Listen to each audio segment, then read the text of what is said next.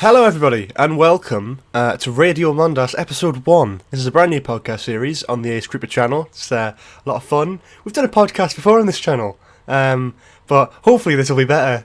Here we are. Today I'm joined by a good friend of mine, Mr. Cooper Britton. Hello. Hello.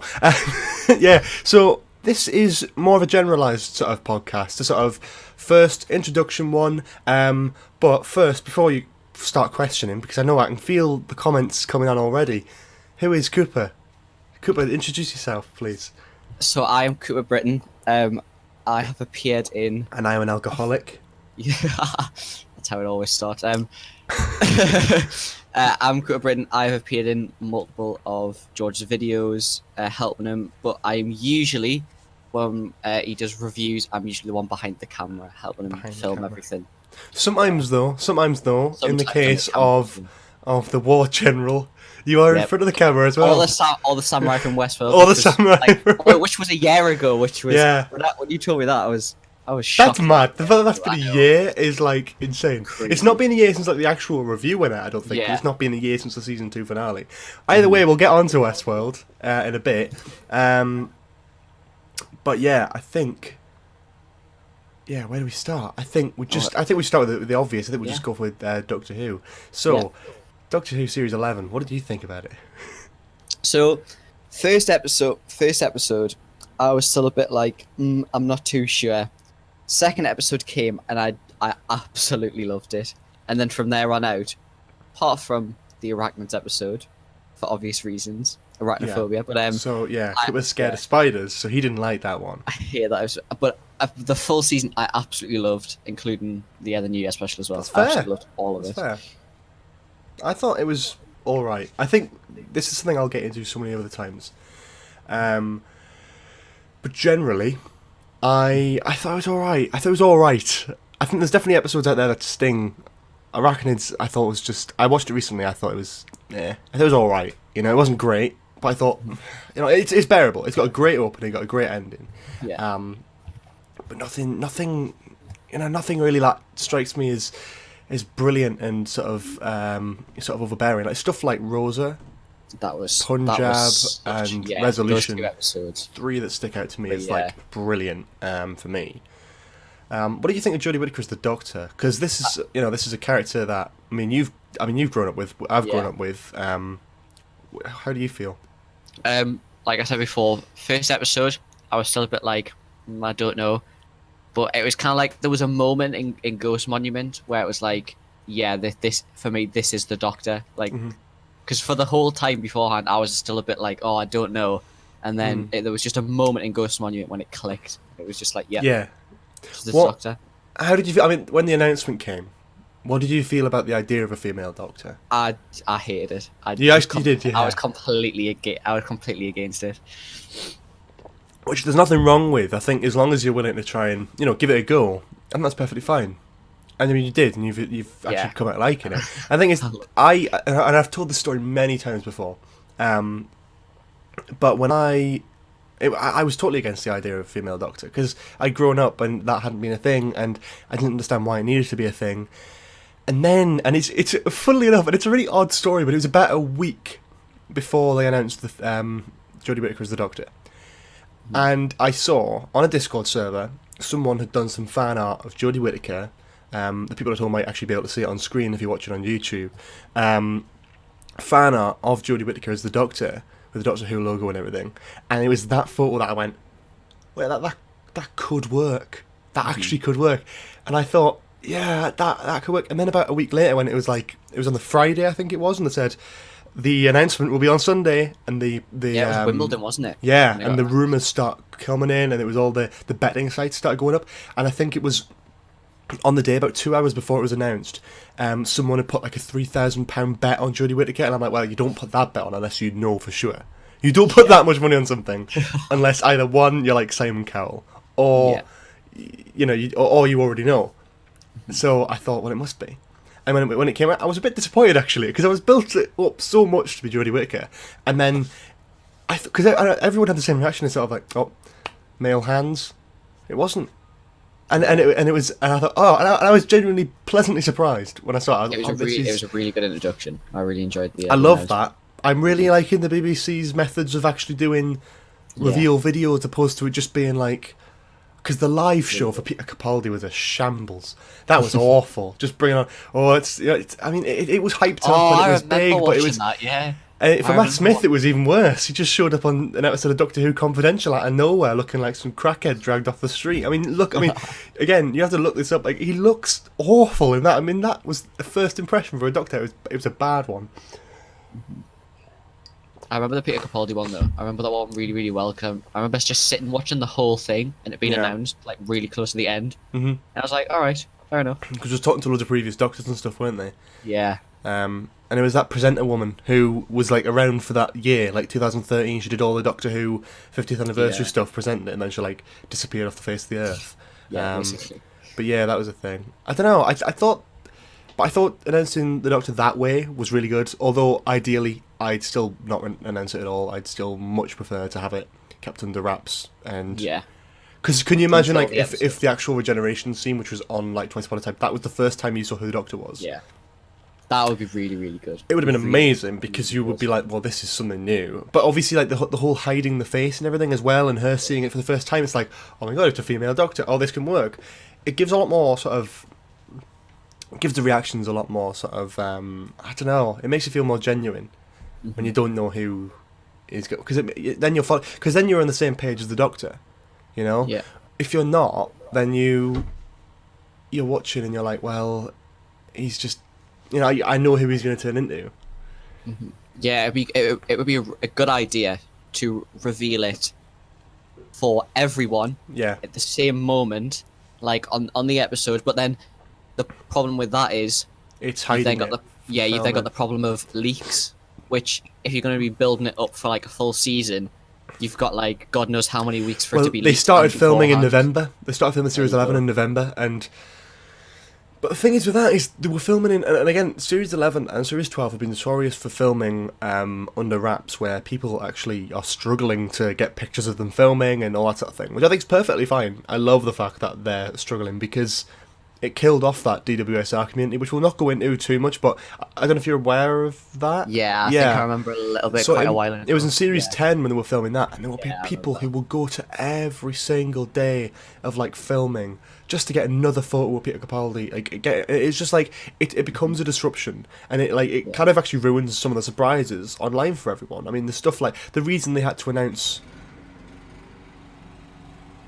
Right. So someone's going to cut the grass outside. I guess I'll shut the window then. I bet it's my dad as well. So that's great. Right, when was I? Yeah.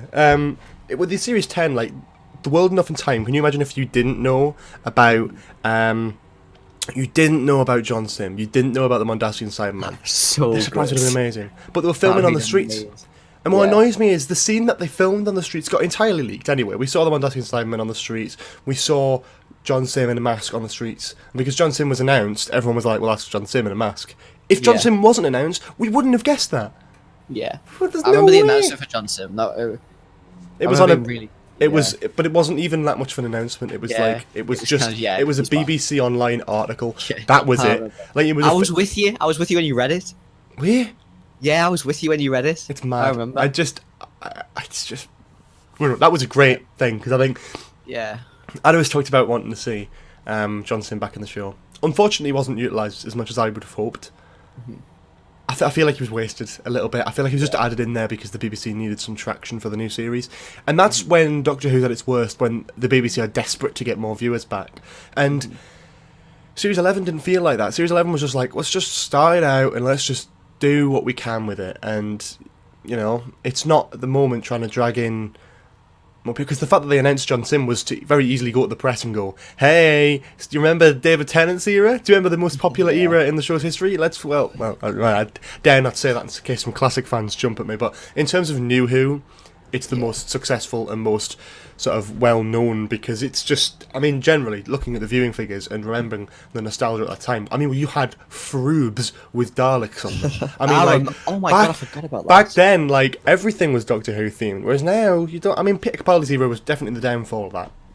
Figures stopped coming out, stopped merchandise, and branding stopped happening. Really, the only I'm trying to think of any like Doctor Who other than like the general sort of character options toys, by like the TARDIS and like a couple of figures of Peter Capaldi. Like, I mean, we got more, like we got actual different, more different models, not painted variants, but different models. We got 3 Cassandra model figures, 3 different ones. We got 2 for Peter Capaldi. That's what for the new Doctor stuff. I think for the first season they said they're not going to have any like older stuff coming in the new series. It's going to be a completely new series. So I think for that one, it was kind of like a setup series to get people to enjoy it. I think the new season, which we've already seen a few things from, is going to include more than what we've seen. Oh, absolutely, yeah. Gotta be. Either characters, monsters. Well, the only thing from Series 11 was really the Daleks, but again, completely new style. But if you cut off Resolution, like, there's nothing. And I don't mind that, and I understand why people are a little bit, like, annoyed by that. Because at the same point, I was like, yeah, I wish we had something. Because I think, like, there's ones like the Saranga Conundrum, for example. Like, that... I mean, my pitch for an episode for a Saranga Conundrum type episode, right? Keep the fact that it's a space ambulance. Keep the fact that the Doctor and crew are picked up and put on there without the TARDIS, right? But Weeping Angel. Yeah, have something on there. We've never had a Weeping Angel on a spaceship. We've never had that level of threat with that character before, with that monster before. It would be great, in my opinion, to see that monster on, like, especially when it's a hospital as well, and there's people, you know, that man who's in labour, the different people. It's like the Saranga Conundrum went wrong in so many different places for me that it could have been swapped out with an older villain. It probably would have made it like much better. And that's what people were missing a little bit of that nostalgia, because I think I understand where Chibnall was going with it, and I think I understand totally what you mean. Of the first series of his era, I feel, is to get a new audience, get those new audiences to understand. You know, it took them 2 episodes to introduce the TARDIS. You know what I mean? Like, that works for me, because it's like, well, first of all, we need to understand the Doctor, then we need to understand what the TARDIS is and what that does, and then we can have a look at the different possibilities. And then it got to Resolution, and it's now, well, let's introduce the most famous villain in the show's history. The thing with introducing the Dalek as well, though, they introduced it in a whole new light. Yeah. With a whole new modelling, and I think it was a brilliant way to do it. Have someone like kind of constructing the shell and have it look so like rustic and have it. Yeah. So totally. Yeah. I think it's the best Dalek episode since Journey's End, but I think it's the best the Daleks have been used since Parting of the Ways. That's a hot take, but I think the Dalek in Resolution was utilised more as a traditional Dalek. I mean, because it was one. Yeah, and that's one Dalek. Exactly. Yeah. Really well. I think Resolution was really well done. I think it was the perfect time to reintroduce an older monster. Yeah, I think absolutely. I understand where you're coming from maybe having one in Series 11, but I think it was more focused on getting a new audience or reintroducing something, showing that this is new, showing that it's a new era for Doctor Who. Yeah. Oh, I totally get that as well. Yeah. I think that's fair. I think I wish I'd seen, you know, 1 or 2 more, but I like what they've done. I just feel like for other people, I feel like it probably would have been more popular with them to bring in sort of older villains and all that sort of thing. But I love that because Moffat crammed his era with so much. I mean, I would say alienated sort of new audiences, because they introduced, for example, the example that I always use is Series 10, right? Name the first episode the pilot, giving it a soft reboot. He's even talked about the fact that this is a soft reboot. And he goes, right, I'm starting afresh, introduce new audiences, bring them in, but it's like it's assumed we already know who the Doctor is. There's no new tale there. And then, by the end of the series, Cybermen, 2 versions of the Master, Ice Warriors, you know? Yeah. It's just, it wasn't really that up to scratch with... Yeah. I mean, I love Series 10. I think it is absolutely one of my favourite seasons. I think it's brilliant. I genuinely do. Yeah. But, saying that, the fan sort of...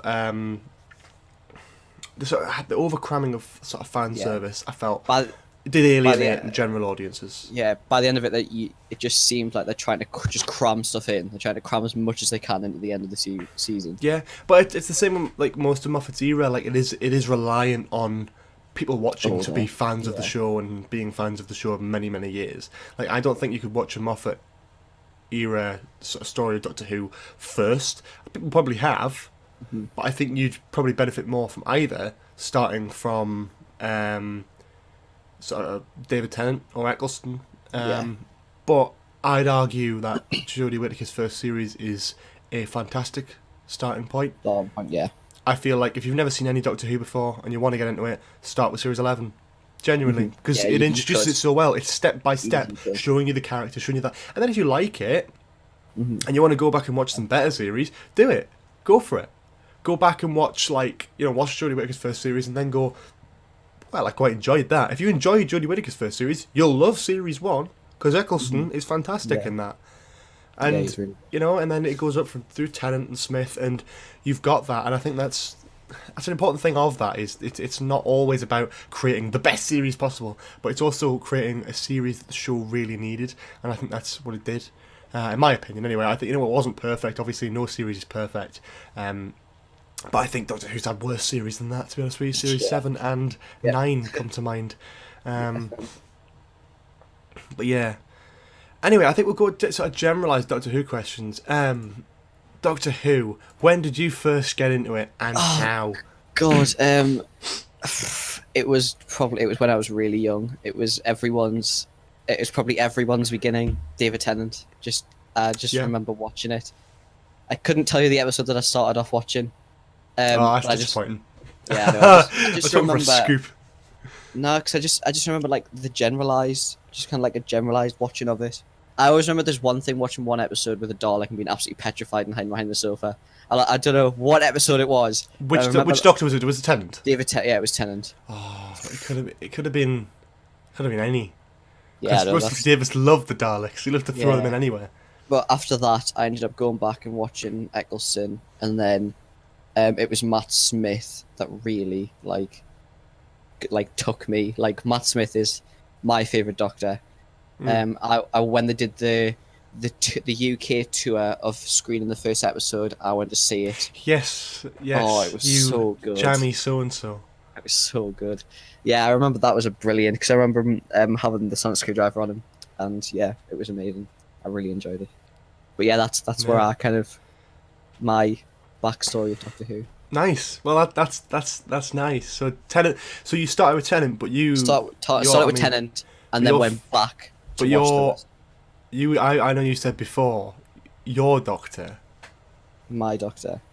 Which one would that be? Smith would be my Doctor. Yeah. Even though I started watching Tennant, I would say Smith is my Doctor. That's kind of like the time that I really got into Doctor Who. That's similar to me, because I think I'm about. Am I? You're like a year and a half. I'm a year and a half older than you, aren't I? So when did I get into it? I mean, I started watching through Eccleston, but my Doctor is Tennant. Yeah. And I feel like you'd probably be the same if you were like a couple of years older. I think that would have that way. It just depends on because it might not always be your first Doctor, but it's the one that connects with you the best. Yeah, that's what Matt Smith was for me. Yeah, I mean we've already covered this, but favourite Doctor, but why? It's just something about him that I absolutely love about him. Like I think a part of it plays in with going to see the first episode. I think that partly plays into it, but also there's just something about the way that he plays the Doctor that just kind of just gets me. Like, yeah. Partly I think it's because it's such. He can play two ends. He can be really funny, but then he can also have his like really heart-wrenching moments. Mm-hmm. Oh yeah, totally. Yeah, that's kind of just what it is for me. But I absolutely love him. Everything about it, I absolutely love. If the and this have a good think about this, because this is one that I know my answers for favourite Doctor and the answer to this question are two very different. I don't feel like they can join with the same one, but they might for you. So if the TARDIS landed on your doorstep, which incarnation would you most like to travel with? Are we talking like do the journey that they did in the series, or just? No, I feel like just travelling with them and their style and their kind of, I mean, with their TARDIS, with their attitude and, you know, their sort of enthusiasm and their character and how they feel. Because each Doctor's different, and some are better to watch, but some might be better to experience, you know what I mean? I'd probably say Smith, because I think it would just be a right laugh doing it with Smith. Like, I just think because of how flamboyant he is and how how bouncy he is, I think it would just be a brilliant experience. That's totally fair. Yeah, I think for me, I've got an elbow because I feel like my favorite Doctor fluctuates all the time. Currently, it's Smith, but I'd think I'd travel with Whittaker, and the reason is she is probably the most human version of the Doctor yet. She's. I mean, Matt Smith is great, but he's bouncy and ridiculous, and he doesn't, you know, until sort of the latter end of his era, he doesn't really like showing that sort of emotional side. Whereas I feel like, I think Jodie would probably listen to you better. Like, if you wanted to go somewhere, she'd be, yeah, sure. I wouldn't travel with Capaldi, because everyone who's travelled with Capaldi is dead. Yeah, that's fair. I mean, Danny Pink, Clara, River, Missy, Bill, Nardole, they're all dead. That's fair. You've got a fair point there, actually. I'd be worried for my life if Capaldi was on the doorstep. I'd be like, I'll come, but like for one trip? Just don't take me to like a colony ship or anything like that. Christ, do not do that. Least favourite Doctor? Out of what you've seen, because have you seen much Classic Who? No, I haven't seen any. Okay, cut Classic Who off then. So from 9, 10... War, 9, 10... 11, 12, 13. You've got a decent amount there. Who's your least favourite? And why? There's no judgmental, by the way. Do not go in the comments and go, you can't believe that's your least favourite. It doesn't matter. It doesn't matter. Because everyone has a favourite and least favourite. It doesn't mean they're terrible. It just means out of what you've got so far, you probably, you dislike them the most. Or you like them the least. There's different ways of saying it. So, this is the Doctor that I like the least. Not because of the way he plays the Doctor, because of his character, because of what he had. It would be Capaldi, because. Okay. Oh, okay. Yeah. Okay. Well, we will get into what I think this is. Because of. I loved his final season was amazing, but his previous seasons. I know where this is going. I really didn't like, and I really like. I think he got shafted with that. I'm sorry, he got shafted with those seasons. Like, they are those. You can't say that there's like very much to anything good about those seasons. You stopped watching, didn't you? Yeah. Oh yeah. I stopped. I tried to get Cooper to watch like Series 9 like at the time, and he just didn't. I've been back to watch them, and my God, I do not like those seasons. So I think stopping right there. I was going to do the other one first, but I think we'll just start from least favourite companion and why. I hate Clara with an absolute burning passion. Anyone who knows me knows that I despise that character. Yeah. I mean, that's fair. I don't know. It's an odd one. I'm still between a few, but I understand why you don't like it. I think with Clara is... I like Jenna Coleman and her attitude to the show. Yeah. When she's first introduced, she's not a bad character. When she's 7, she's pretty good. Yeah, the first few episodes that she's in, she's not a bad character. She's in it for too long. She should have left it. She should have left it last Christmas. Too long. She should have left it last Christmas. Yeah, she's in it for way too long. That was intentional. Do you know the behind the scenes about this? She left like twice technically, or 3 times technically, and she got brought back. Come on. She was meant to be... The original ending for Death in Heaven, that was it. She was meant to just walk off and the Doctor would fly away. That was it. And then they thought, come back for Christmas, Jet. It was Moffat who said, come back for Christmas. And she came back for Christmas, and they had that lovely ending where, she became an old woman, and that was that. And it was like...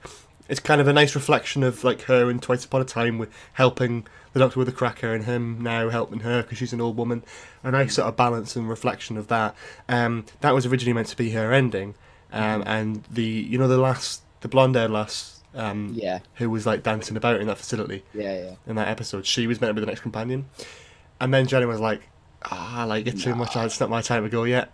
We're like, yes, it is, like, go. The first when she's first introduced, with Matt Smith, the first like few episodes where she's dropped in it, like the one where she's the Dalek and stuff like that, she's good in them.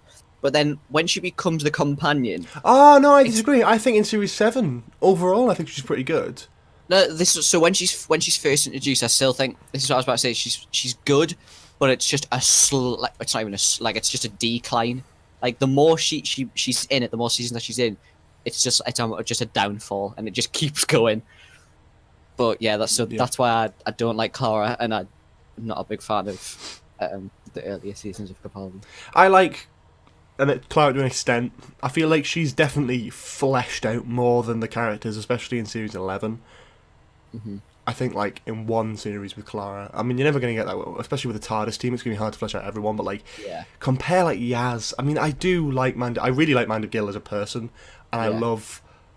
I am liking what I'm seeing from the character so far, but I'm not seeing enough. There's been 11 episodes. I want to see more, but I'd rather want to see more than less. Which is what I felt with Clara.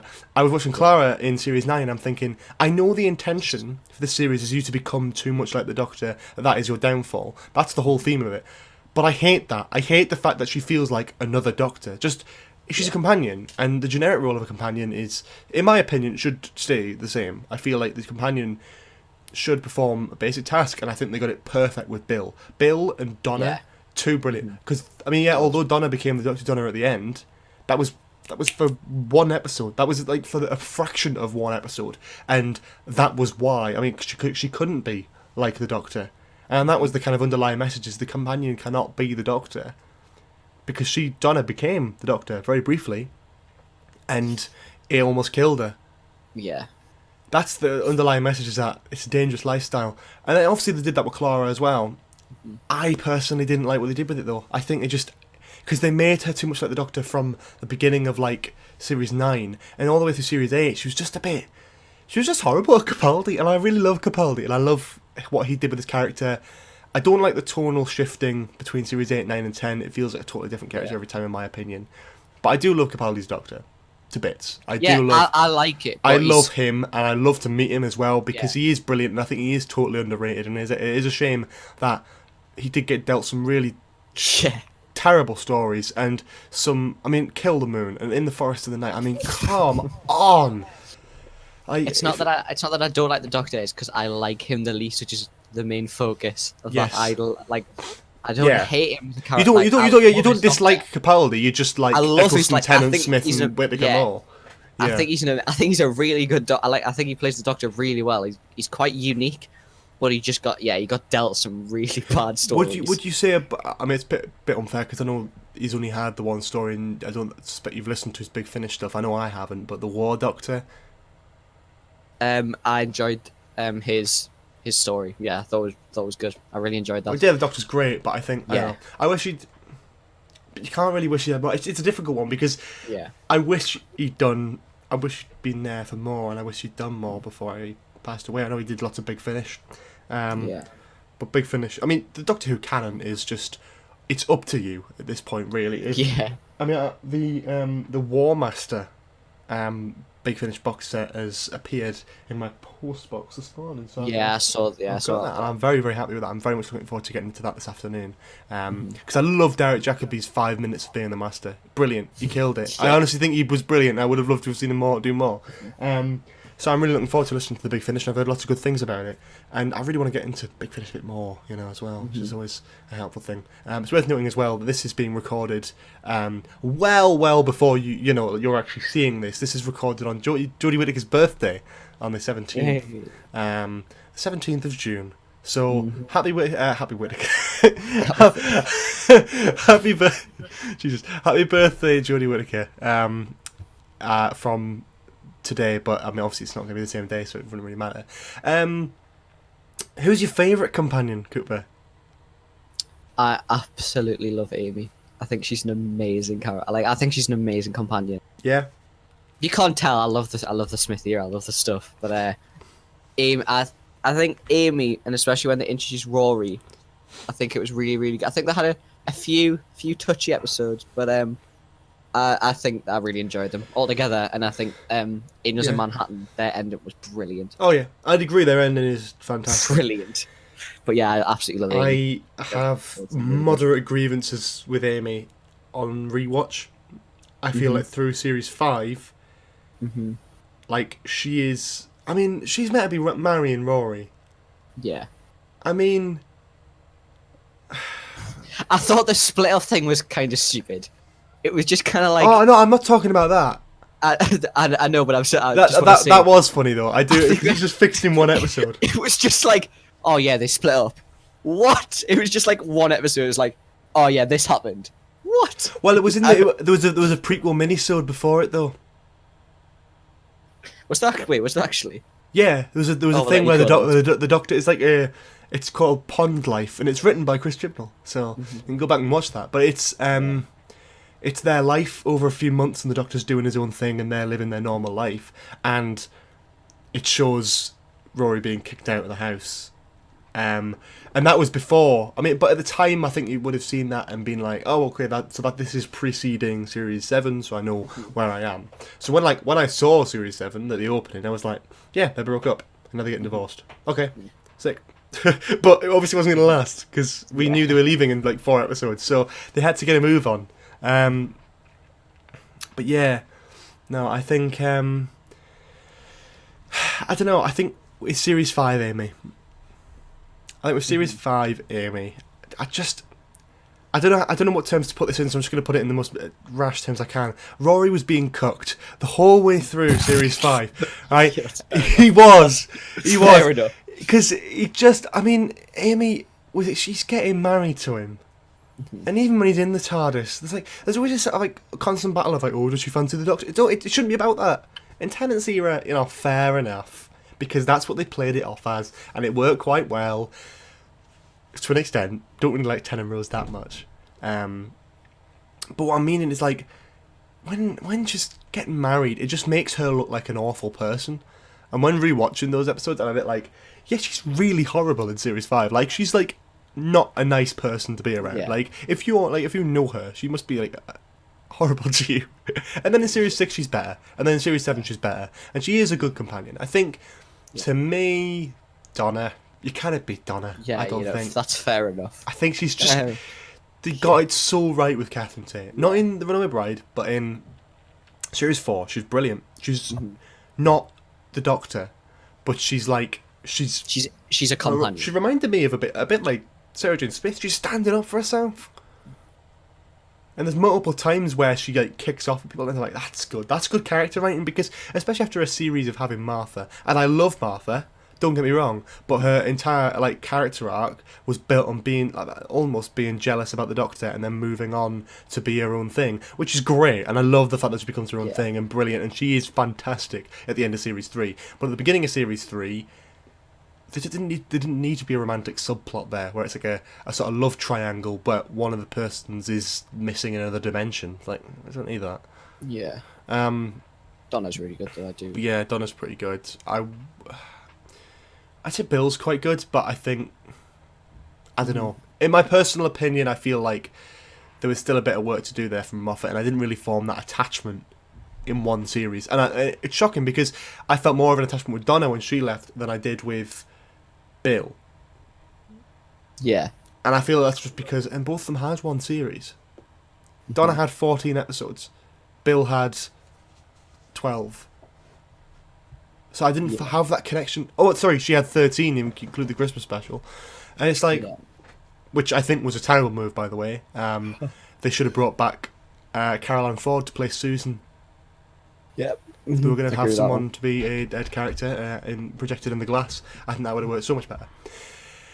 Anyway, that's Doctor Who. That's all the questions I got about Doctor Who. Anyway, we might come back to it towards the end, because that's such a really good half an hour there.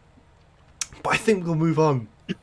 Because we've got the next topic, which I'm very excited about, because this is Westworld. Now, I will point out, it's a show that not many people have seen, I don't think.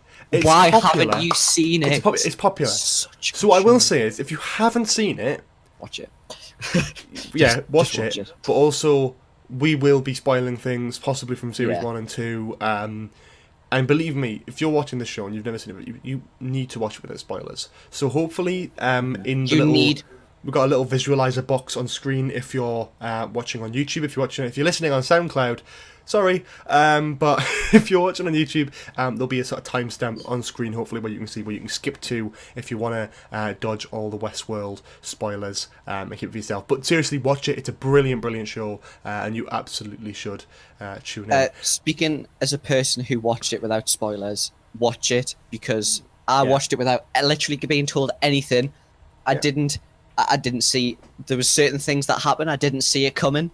Didn't get it spoiled, and it's brilliant. It's just an amazing, it is an amazing show. I think I watched the first season and up to the halfway through the second season in 7 days, I'm pretty sure. Yeah. You watched a lot. I mean, you caught up really quickly. Because we watched the new episodes together. We'll tell the story now. I think, so get away now if you want to avoid spoilers to the timestamp, hopefully on screen, and the next topic will be Star Wars, I think, so we'll get onto that in a bit. But first of all, Westworld is brilliant.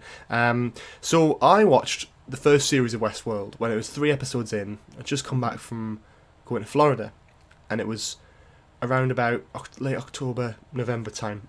I started getting into it. My dad was wanting me to watch it. I got into it, and I loved it. And at the time, I told Cooper, this is a brilliant TV show. Watch it. You will love it. It's amazing. I watched the first episode. And you didn't watch any more than that. And then Series 2 happened. And I loved Series 2. Watched it when it was live. It was about 5, 6, 7 episodes in, something like that. It was about 6 episodes in, I think. Mm-hmm. And I wanted to do a review of it on the channel. And as you know, when I want to do a big review of something, I dress up like an idiot and do a few skits. So I decided to do that. And in doing that, you had to call me in. I had to call you in because I needed a cameraman. Yeah. So we got Cooper in, who then was interested, I feel, by it. Yeah. I think I managed to persuade him via all the random filming stuff we had that day. Almost didn't carry it on, but managed to. Almost watched the first episode again and didn't carry on, but managed to stick through it. Yes, and eventually it's worth it. I think with Westworld it's really, really good. Yeah, I think with Westworld is the first 2-3 episodes. Like I'd say first 2. Yeah, first 2 are hard to get through, but once you get through that, it's you're addicted. Like straight up, you're addicted. I think if you just try and binge it, you'll eventually enjoy it. And I know that's a stupid thing to say because it's like I shouldn't have to watch, so many hours of crap TV to get through the good stuff. It's not like that. It's the fact of understanding it. It's really odd to understand in the first 2 episodes, but when you get past that, I mean, I've seen all the way through now. And when I started rewatching episodes 1, 2, and 3, I'm watching each bit and I'm like, oh, this is brilliant, and I'm loving it because of the knowledge that I know what's going to happen later on in the series. But yeah, Westworld is a great show. So you watched it and you binged it all within that week, 2 weeks. Within 7 days, I'd watched the full first season. And I was caught up to you for the second season, and we watched the 6th episode together because we were Scout Camp, yeah. So, and that was the one. Was that the one where? It was halfway through. It was where Ford took over Bernard's body and started shooting people. Yeah, it was. It was. I know. Yeah. So Westworld. There's a series 3 coming out soon. Oh, who'd have thought a brilliant show was going to get another series? Especially now that Game of Thrones has ended, so... Oh, thank God. And I know I'll get hate for that. I don't care. I don't go on about it on Twitter and all that sort of thing. Because I know I do hate when people do that, when it's like, look at me, I'm cool and trendy because I don't like said popular topic. But I've never watched Game of Thrones. I'm probably never going to watch it. Because I think I was going to in the summer, so now. But then the latest series happened and the die-hard fans were like, nah, I don't like this anymore. It's rubbish. What are they doing with this last series? It's crap, man. So I'm like, well, I don't really want to watch. I don't want to watch that many series to get. You're going to watch Chernobyl instead, so it's fine. I am going to watch Chernobyl. But Westworld. But yeah, Westworld is the new HBO show, which I believe they're trying to push as the next step from Game of Thrones. It's like their new big. It's their new focus show. Yeah, it's their new. And damn right it should be. It's a great show. My only issues with it, I think I've ever had, is that I think Series 2 is a tad bit complex at times. Oh, God, yeah. Yeah. If you really complex. if you're a general viewer, if you're the kind of person that sit on your phone when you're watching TV, you can't. You've got to watch it. Yeah, you you can't be sitting on your phone because you won't understand what's going on. Trust me, because it's one of those things. It's like, I don't know. But yeah, series 1 is brilliant. If you don't know what it's about, we'll sort of detail it. So there's a part. It's in the future, and there is a sort of theme park type thing where rich people can pay to go into a park, which is a bit like a sort of, not really like Disneyland where it's got rides and stuff. It is just a realistic, open world, like Western kind of thing. It's in the middle of a desert. There's towns, there's little villages, but everyone there is a robot, but is almost exactly like a human in every single way. You can do whatever you want with any robots. You can take off storylines. It's a bit like an open interactive video game, really. That's the best way. The best thing to compare it to is it's like a video game. So each character has their own side quest, and the further out you go from the safe haven of your spawn area, the harder it gets, and the bigger the quests get, really. So yeah, that's the basic construct of it. People go to the park and people get involved and do whatever they want. I think that concept alone is brilliant. But then it's the other stuff, and it's the fact that, I mean, as well, it doesn't just tell the story of what's going on in the park. It also tells the story of what's going on behind the scenes. There's people who are working in the workshops with the hosts, and then some of the hosts start having weird activities and breaking Maeve. down. Yeah, you love Maeve. I didn't really like her in Series 1. I liked her in Series 2 a bit more. But yeah. But yeah, no, it's a good balance of loads of different storylines and stuff, and you can follow it and track it to one point where it ends brilliantly with the finale of Series 1, which is fantastic. Absolutely brilliant. Amazing.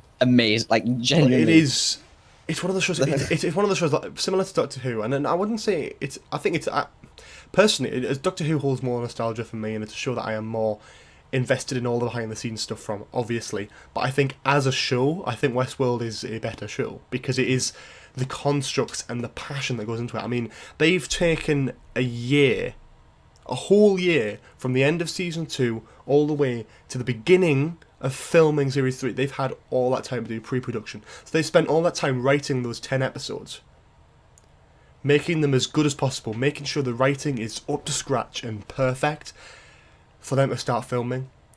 And I love that, because that's just showing the passion, and they're not just trying to rush out another series for no sake, but they're doing something with it.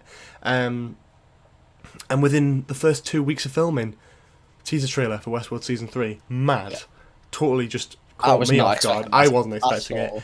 And you may be a bit interested to hear as well, they have a panel at San Diego Comic-Con, and there's rumours there's going to be another trailer there, which we may see. It'll be probably like a full trailer opposed to just a teaser one. I'd expect to see at least, I probably expect, since the pictures of Maeve in Warworld have come out, I'd expect to see a little bit of Warworld. I don't know what it's actually called, but I presume it's called Warworld. Because it's only says. So, yeah, for those, it's really hard to talk about when it's trying to understand people who haven't watched it before, people who have watched it before. Presumably, if you've listening to this but you haven't seen, you have seen it before. If you have, there's been a few images online of the character of Maeve, or Fandy Newton, aka my ideal 14th Doctor, being sort of in the sort of Warworld type thing. It's called Warworld as a sort of preliminary title. She's punching a Nazi in the face, pretty much. And she obviously, we are talking spoilers here now, aren't we? Yeah. She dies. I mean, you've already spoiled it anyway. Yeah. She dies. She died. Oh, are we talking spoilers? I was so sad when that happened. I wasn't, because you knew she was going to come back to life. Yeah, no, but still, I love her. I think she's the kind. So basically, her story is she malfunctions. The guys who are fixing her decide to turn up her intelligence, and she can now control the hosts, which I think is brilliant. She's a host that has can control godlike powers similar to that of any, like, a human, like, staff member that controls the hosts. Like, they can snap them to stop, they can make them do things and all that sort of thing and control them. Similar to levels of Ford, who is played by the wonderful Anthony Hopkins, by the way, and is probably one of the best actors I've ever seen on screen. Anthony Hopkins as Dr. Robert Ford is one of the best characters, and I couldn't bring myself to call him a villain, because it's a mix, because he is, but he also isn't. And it's a really weird, and that's when a show is good, when you can kind of tell that there is no real distinction between hero and villain. It's all dependent on a certain point of view. Yeah. And it's never clear. Because Ford, I mean, stuff he's done is traumatizing and horrible, but he's, at the end of the day, like, he's got good reasoning for it. Like, for example, his business partner, Arnold, kills himself in Series 1. Mm-hmm. Well, before Season 1. Sorry, before Season 1, but it's revealed in Series 1, obviously. Yeah. And he creates a version of Arnold which looks exactly like him, has the same brain power as him, his business partner even, but gives him a different name, Bernard, and doesn't actually tell Bernard, or doesn't actually allow Bernard to know of Arnold. So Bernard just, throughout the whole of Series 1, you think Bernard isn't the host, and he is. And it's revealed halfway through the series. And it's a fantastic twist. Honestly, it's so well done. But it's that is a bit sick, because you've given Bernard this traumatic backstory, and you've given Bernard all these horrible things, and you know, given him hope and given him the feeling of a real life, but he's not been real ever. And that's brilliant, and I think that's really clever. And I've watched episodes 1, 2, and 3, and I've noticed all the way through the sprinkles of hints left, right, and centre. It's there. Yeah, because Ford always says our creations when he's speaking to Bernard. He never says like my, because he was the first one there. You know that he created it alongside Arnold.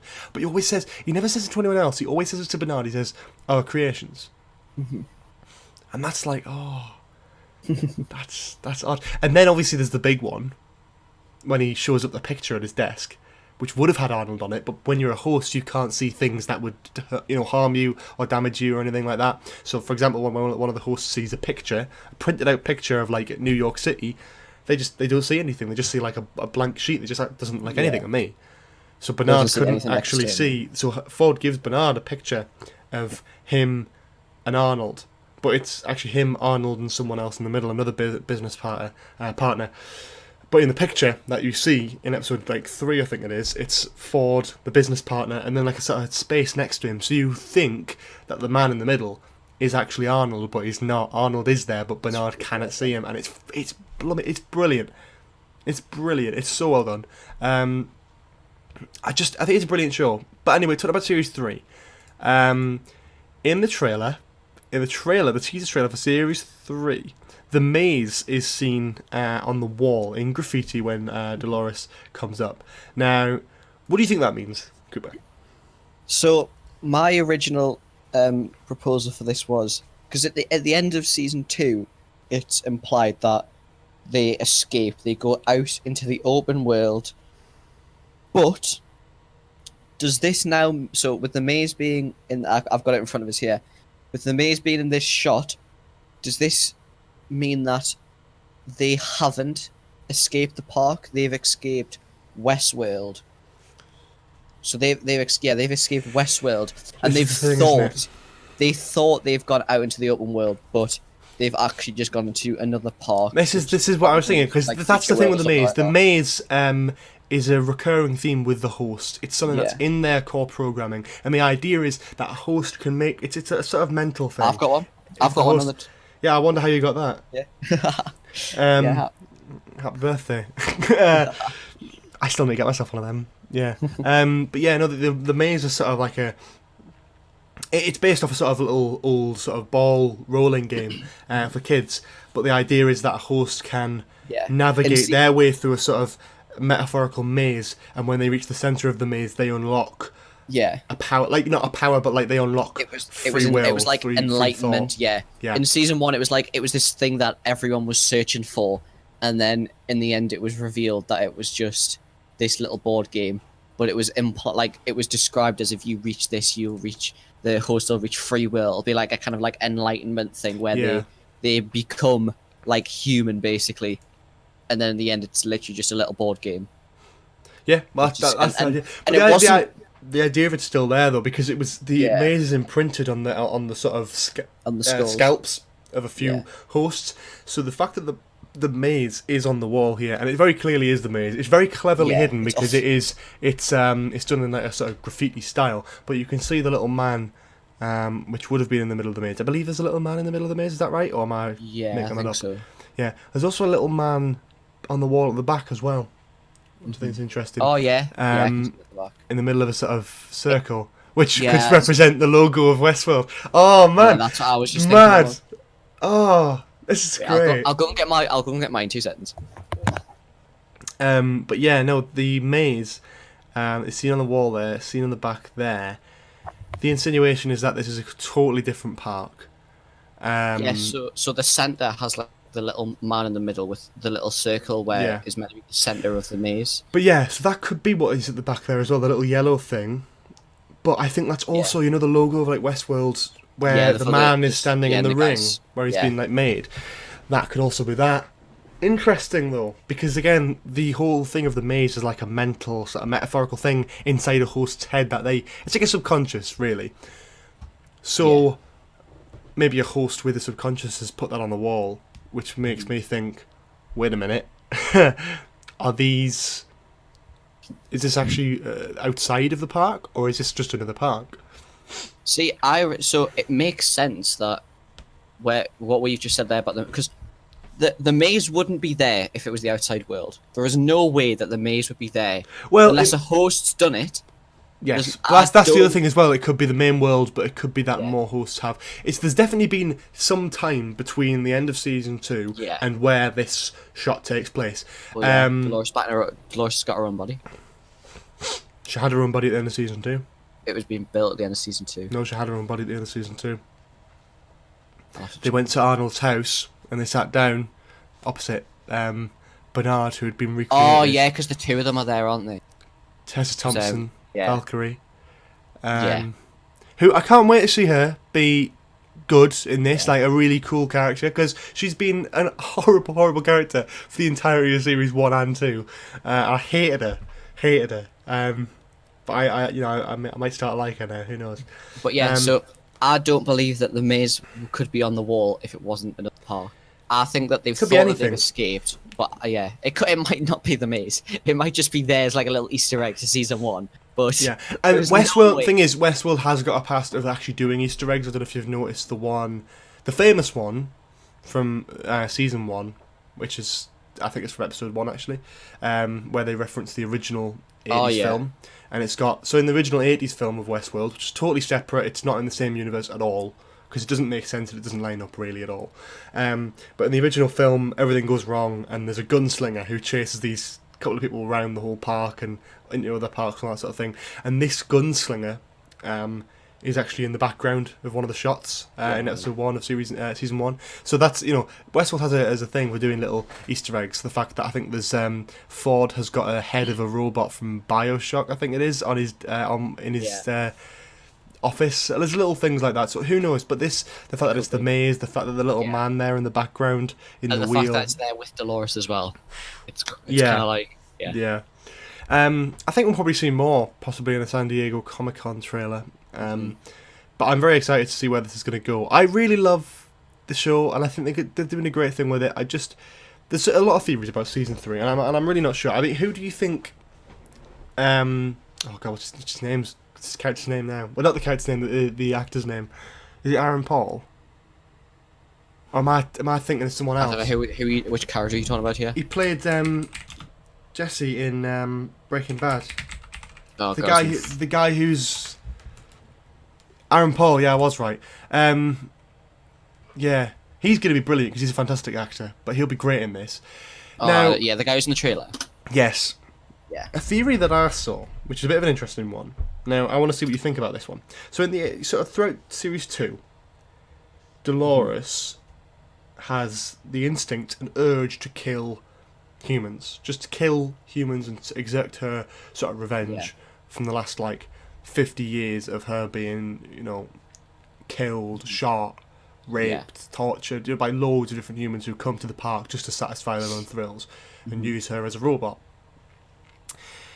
She's exerting her revenge by killing as many humans as she can, and her intention is to get out of the park to continue killing humans. Now, my thought here, just a question for you. How do you think Dolores would have a change of heart? If that were possible, what would be the only way? I think it'd be through a character. I think it would be through another either something happening to another character, or another character like kind of being like an assistant to her, or being like an angel to her side. So, for example, like Bernard, which like almost, I don't know how you phrase it, like kind of. So like the angel and devil situation, like being her angel, if that makes sense, because they have, well, it is implied and is shown within the show that they know each other, they've had encounters with each other.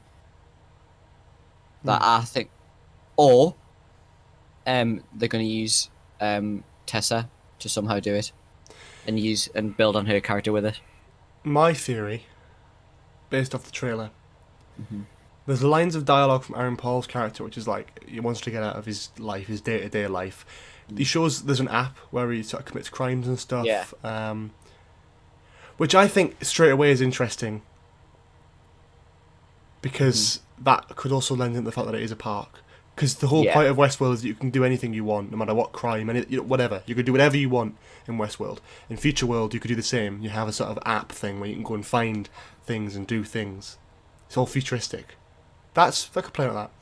But the character says, I want to find something different, someone different. Do you not think, and just looking at the relationship between William and Dolores in Series 1, do you think perhaps that if Dolores found a human that she loved, that she would think, well, not all, because she's basing humans, every human she's ever met has been horrible, killed her, shot her, whatever, etc. William, the only nice human she's ever met, turned out to be horribly evil. Yeah. Disgusting and wretched. If she met someone nice, would that change her? I think it would. So you think? So you're talking like it's kind of like an original. It's what she was like with William when he was younger. Yes. Could be, yeah. I also think Aaron Paul's character is a host. Right. If Future World is a park, I think Aaron Paul's character is a host, because that would be the intention of like, I want to get out of this, day-to-day life. It wouldn't be day-to-day life if you go in there for a park. I mean, unless he works for Delos, but then he wouldn't be committing robberies and sort of Grand Theft Autos and stuff. Yeah, it makes sense. But if he's a host, then he has to do those things. Yeah. And he's seen with other people. Are those people coming to the park to do things with him? And he's like a tour guide helping them rob shops and stuff. And his built-in character, because he's not like, because he doesn't live in that sort of Western times, his character, his host has to be more up to date and more in tune to deal with. Because obviously, like in Westworld, like they don't know of anything past primitive technology. Same with like Shogun World, really. This is futuristic technology. And you've got to be able to do that without having stuff interfere with the host and that sort of thing. If it is Future World, I think that character's the host. But yeah, that's just my theory. I think it's definitely Future World. Like with that, but with now seeing the maze within the trailer, and then going back watching the trailer, I think there's no doubt that that's Future World. And I also think that at the end of season 2, I don't think they leave. I think they go into Future World. Yeah, possibility. But at the same time, she was on a boat full of other humans, and those humans would want to get out of there. I don't know. It's a mix of different things. But then you could argue: is Arnold's house, is that in the park? Is that in a park, or is that in? Because we've never seen much of the outside world, really. What we thought was the outside world, we've only seen it with hosts, because we saw that dinner party thing, didn't we? Yeah.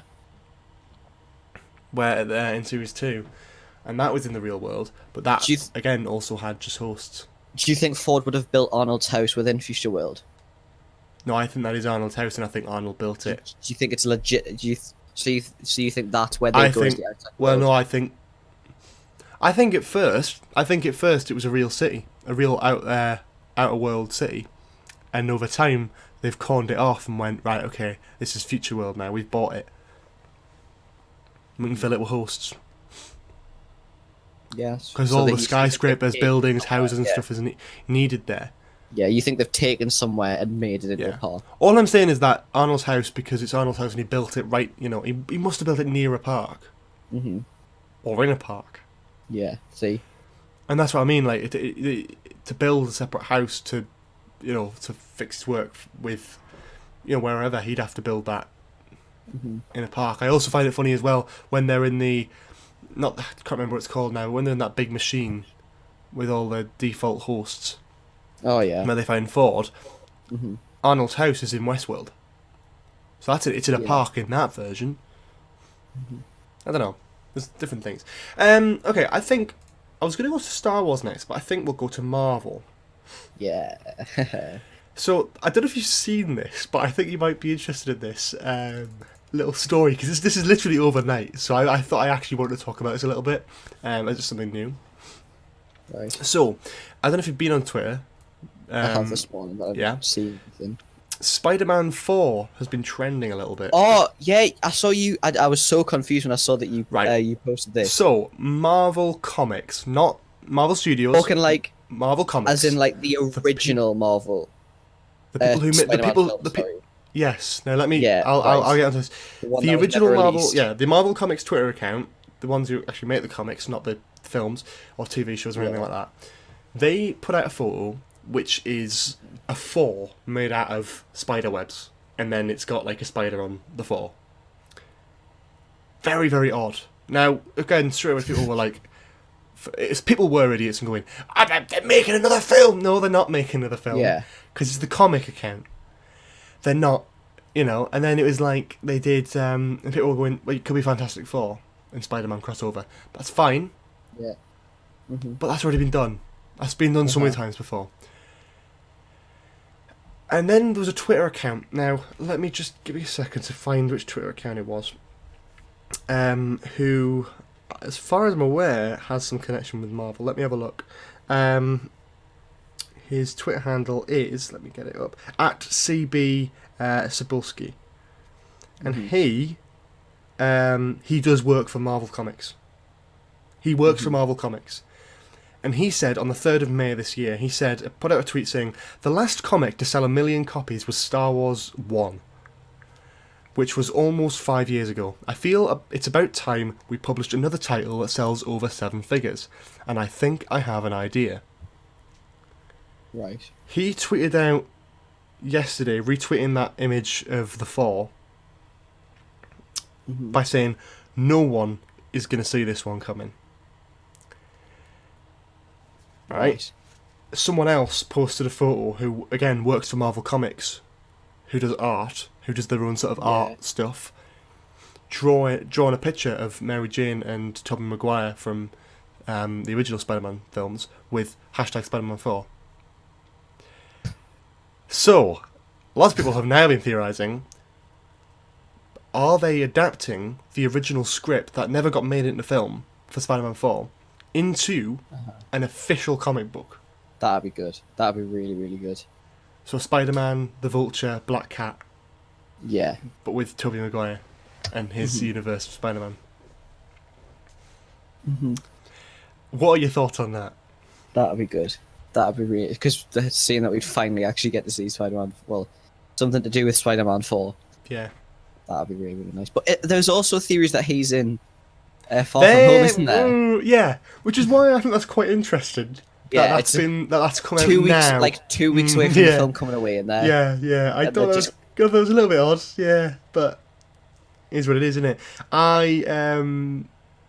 What do you think about that? Do you think Tobey Maguire might appear in Far From Home? I don't know. So Yes or no? Do you think he will appear in Far From Home? yes, Do you think he will? In what I think he extent? will appear. As So what? I think my main going thing is I think he'll be a pizza man in it.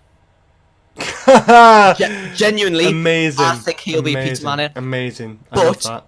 But I would love for him to appear as Spider-Man and to make the old Spider-Man films canon in the MCMU. Yeah, that's it. The Marvel Cinematic Multiverse. Oh, shut up! Just stop. But I know I think Yeah. it's gonna be Peter Man in it. Genuinely. It's a good shout. It's a good shout. I don't know. The multiverse. Exactly. That's the only. Yeah. The that's what multiverse makes me confused. go. Hmm. If he does appear, it would be amazing to see him as Spider-Man again. But Yeah. I wouldn't want that to detract from Tom Holland. To be fair, it wouldn't detract from Tom Holland because. And Tom Holland's his own Spider-Man. Hot take: Tom Holland is the best version of on-screen Spider-Man, not I including agree. the animated Spider-Verse, because that's up for debate. Because Spider-Verse is brilliant, but I think Tom Holland is the best version of Peter Parker live action on film. Tom Holland is Peter Parker. He's been in more. He's been in more than any now. He's done. He's four- the perfect age. Yeah. He's just the way that he acts and the way that he looks. Mm-hmm. He just looks young enough to be. If you know what I mean, he just looks What's young great enough is to be Peter I watched Parker. Civil War recently, and you can actually see his voice hasn't fully broke in that film. So he Yeah. is actually quite young in that. It's like, oh my god, this works quite well. Because now you look at him in Far From Home, and you're like, yeah, he does look a lot older. I can't wait for Far From Home will be his 5th film playing Spider-Man. Fifth. Jeez, yeah. Is it Solo, Um, Infinity War, Endgame, Civil War, and this one? Yeah. Have And you seen then- all the new foreign, like all the new Asian trailers that have come out for Far From Home? There's been loads, yeah. I've not Have you caught seen the up one on of him all- building his own suit? I have. Have you Oh s- my god! I think can't there's. wait. I think there's. Have you seen the one where it's got a shot of him I think I've seen. looking at like a few different schematics Yeah, I've seen for it. suits, Yeah, I've seen it. and it's got the original comic book Iron Spider. Yeah. Amazing, love that. I love the Iron Spider suit. I'm just putting that out there. I absolutely love the Iron Spider suit. I think it's amazing. Yeah, I think it's great. I don't know if I want to see it permanently though. I think it's been great in Infinity War and Endgame. I'd like to see it at the beginning of this, but I think they've got to change it somehow, and I'll be interested to see. It is in the start of this. It's in the And trailer. that's what I said. It's in the start of this, but I don't know because they'll have to change it somehow. Because they can't just keep with the Iron Spider. He's got two new suits in this one. At least 2. Sorry, yeah, at least 2. Because I still have a theory, but they did a thing the other day. I think Marvel Studios released a thing where it was like showing off the Iron Spider, like a sort of profile of the Iron Spider Oh, yeah, suit, I saw that, and yeah. it spun through like suits, and I slowed it down, and there's one that we haven't seen yet on there, and it's very light blue. Now, I think that's Spider-Man UK. Might be wrong though, because from the comics, Spider-Man UK is like it's just a Spider-Man suit, but it's got like a lovely like sort of light blue sort of outlines on it. It's gorgeous suit, Yeah. but yeah, I think that'd be interesting to see that. I don't know if we'll get that, but I think I don't know. With Far From Home, I would expect more. What do you think is going to happen in Far From Home? Because I don't think it's as simple as we're being told from the trailers. So, can I just say, first of all, I loved how they did it. They waited until Endgame came out and then put the big, oh yeah, don't watch this if you haven't seen Endgame. And like, from seeing the original trailer and then seeing the new trailer, it was a completely different film. Like, Well, it completely was, threw it on its head. It was brilliant. But I don't know. So it's clearly this film is clearly. So first of all, is this film the end of Phase 4 or Phase 3? Sorry, the end of the Infinity War saga or the Infinity It's Stone saga. the end of Phase 3. Is it a transition film, or It's it officially the the end start? of Phase 3. Yeah. So because I've had different conversations with different people, I say it's the end of Phase 3. It But is I've also officially had the people- end of yeah, end yeah. of Phase 3. Yeah. It's been confirmed by Feige.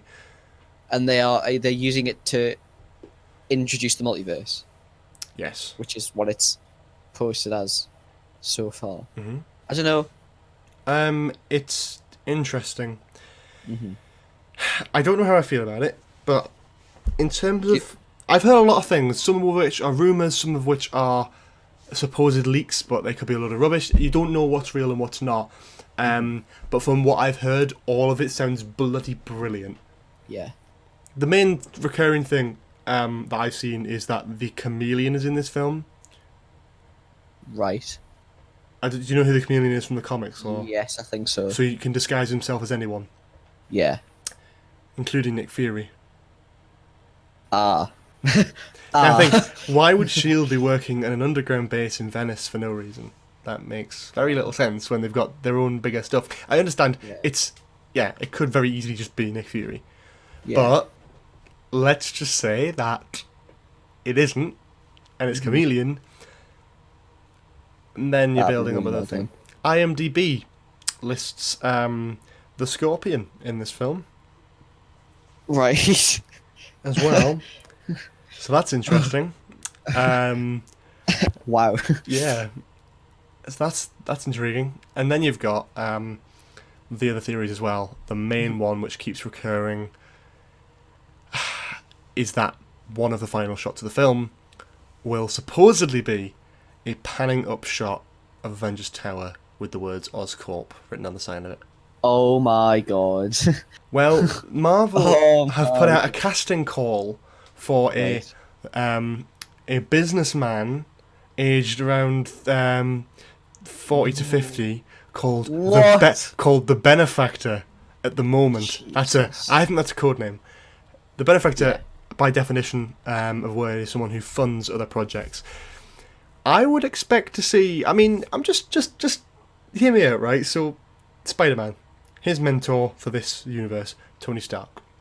Yeah. Tony Stark is the key figurehead of Phase 1, 2, and 3 of the MCU. He's Iron Man. Mm-hmm. He's the front runner of the Avengers, especially in Phase 1. Mm-hmm.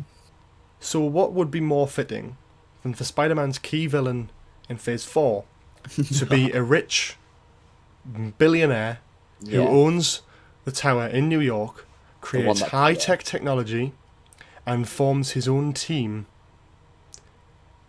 commonly known as the Sinister Six, which they've been trying to do for years. About time. I am calling it now. Sinister Six. Green Goblin, Vulture, Scorpion, Chameleon, Mysterio, and then there needs to be someone else as well. Shocker, I suppose. But I don't. That can give or take. Because who knows? They might throw in Doc Ock at some point in the future. Yeah. Um, Do you think they're going to introduce some classic Spider-Man villains within this film, or at least one or two? I don't think they need to. I think they've already introduced Scorpion. They'll not show Norman Osborn because they're casting now and they've finished filming. Maybe post-credit scene if you're lucky. Do you think there's going to be a post-credit scene? Oh, there'll be a post-credit scene, but Yeah. don't know what of. But it'll be something good. As a big Spider-Man fan, I'm hoping for a few things. Yeah. I would love them to do Green Goblin, but I don't think they're not going to do it in this film. No. They'll do it in a future film. Well, he's got another film coming. We know he's got another film coming. There's Spider-Man Home 3 is coming, and it will be a thing. I don't know where they're going to go after that. And I'm just trying to look through my old messages here, because I did actually set out a plan of how I would do the Spider-Man films in the MCU. Like, all the Spider-Man things that I would do in the universe. But yeah, what Spider-Man villains would you like to see? I don't know. I'm trying to think if there's any that a lot of them have been done. I think Green Goblin would be a really good one to do. Mm-hmm. I don't know. I'd like them to do Spider-Man villains, but I don't want them to overdo Spider-Man villains. I don't want them to literally like all be in it, if that makes sense. Like, if they do the Sinister Six, that would be really good. Mm-hmm. Yeah. But if they're going to bring a lot of them into it, I want them to be together, not separate, if that makes sense. I don't want it to be one massive thing where Spider-Man's like fighting this person, then he's got to quickly jump off and fight this person. If he's going to do it, he has got to fight all of them together. Spider-Man PS4 did it the best, in my opinion, with the Sinister Six. They did a fantastic job with that. I've got a list here. Ideally, for me, just as a basic plan for how they should use Spider-Man in the MCU, right? So obviously Civil War, Homecoming, Avengers 3, 4, Far From Home. Spider-Man 3 with the Sinister Six. Yeah. Now we'll get on to Deadpool in a minute, because they've been talking there we about go. the I was just idea. about to go. They've been talking about the idea of having Deadpool as in the MCU, but not in other people's films. Like other characters will appear in his film. Yeah. There's a rumor that he's going to be the after credit scene in Far From Home. I've heard, but I don't know. It's still up in the air at the moment. We'll see. Yeah. But my thing will be a cameo in Deadpool 3. Spidey Pool. Yeah. I want that to be a film. Cutting away from Tom Holland, Ultimate Spider-Man, introduce Miles Morales into the MCU because he is officially confirmed to be in the MCU. Is he? He's in there. You know, well, in the deleted scene from Homecoming, because obviously you know the guy played by Donald Glover, who's yes, I have seen. He's Miles' uncle, who actually, and which interestingly enough, if you're looking for another Sinister Six member, the Prowler, he was one that was in but Spideyverse, wasn't it? there's a deleted scene where he's calling and he says, "Yeah, Miles, I'm not going to be able to make it tonight." It's like, I have a feeling Miles is going to be introduced in this film. nah, I think it's too much at once. Too much at once. No, I feel. I don't. But I'm not talking like, oh, he's going to be introduced as, oh my god, this is Miles Morales, he's Spider-Man. I think it'll be one scene. It'll literally be one scene, and we'll hear the name Miles or Morales at some point, and that'll be it. Perhaps, yeah, a bit like how in Avengers 2 they said the words Wakanda. Yes, like that. Yeah. I know. And after that, I think Spider-Man should be adapted, which is a comic book which is Peter Parker and Miles Morales working together. Which would be great. I'd love that. But yeah, that's that. I think I don't know how long we've talked about. I want to try and cram some other stuff in, so we're going to just. I think we'll move quickly. How do you feel about DC at the moment? I'm very excited for the Joker film. The last DC film that I watched was Batman vs Superman. Wow. I mean, the last one I watched was Suicide Squad, so I'm not that far past you, but yeah. Have you heard? I gave up after that. Have you heard the information regarding the Batman solo film? Yes. How much have you heard? I know that they've just cast him, but I haven't heard anything bar that. You don't know the villains yet? No, I've heard. Okay, no. well, we can do this now. So, Robert Pattinson as Batman. What do you think about that? Yeah, I'm absolutely fine with that. I'm quite excited for new Batman. Yep. I feel people shouldn't be typecast based on roles that they personally feel embarrassed about themselves and have admitted themselves. I think it'd be a great Batman, to be honest with you. He looks very good as Bruce Wayne. I think it'd be a good Batman. The villains... I can is tell this confirmed or is this rumoured? I can tell you which... Well, not rumoured. I can tell you the villains who were in the first draft, and I can tell you the villains that have already been confirmed. Actually, no. No, sorry, they've all been confirmed. I'm just trying to remember. Yeah, they have all been confirmed now. So, Penguin. Right. Catwoman. Good. I bet it is. Not in that way. Riddler. Very good. Two-Face. Yes. Keep going. Mad Hatter. Brilliant. And Firefly. Go. Yes. Okay. That is your rogues gallery for the first Batman film. Right. So, it's thoughts? very Lego Batman. The list that you've just read there is very Lego Batman. I can see it being adapted anyway. Yeah. Yeah, no, it reminds me a little bit of Arkham. Yeah. Because thing is, people are already jumping at this like 6 villains. Spider-Man 3 couldn't even cope with 3. I don't think it's going to be them all in the same fight at the end. I don't think they're all going to team up and be like, hey, it's the boys. They're not going to be doing that, I don't think. I think they'll have... Because it said they're all going to appear in the film. Penguin, I think, is the main villain. Catwoman will be obviously a mix between the two, friends with Batman, Catwoman also will friends be with... in between the two. The Riddler, I think, will be a big side character who will have things do you think he's going to be introduced? But not like... Yeah, but not like his origin story. I think he'll just already exist. Yeah. And then you'll have a bit like in Arkham Asylum, where he just like sort of shows up and he's like, solve these riddles. Two-Face, I don't think will be in much. I think he might be in a cell, and you'll have like a few lines of dialogue with Batman as he walks past like through Arkham Asylum. Same with the Mad Hatter, maybe, we'll see. I think Firefly will be like an opening introduction to this version of Batman. A Batmobile chase with Firefly, like in Arkham Knight, would be mint. I'd love to see that. That'd be really good. So now I've got to ask the question, because this is going to be a fun one. I might do this with a few other people as well. I'm going to name a villain. Right. I want you to give me your ideal actor to play that character. Ideal. God, I don't Ideal. know. And it might take a bit of thinking. Right. The Penguin. Oh, God, I don't know. I can tell you who's in the front running for Penguin. Right. Am I going to know who it is? Well, if you've watched any Disney films, you might. Right, yeah, go. Josh Gad, All right.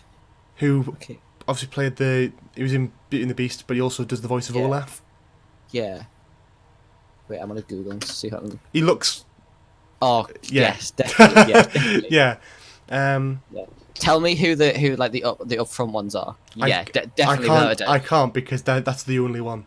Oh, that's the only one, right? It's the only one where anyone's been any sort of relation to it. Oh, he's got to play. He's got to play. Have you typed in Josh Gad Penguin? No. There's photoshops. Brilliant. Oh, without a doubt.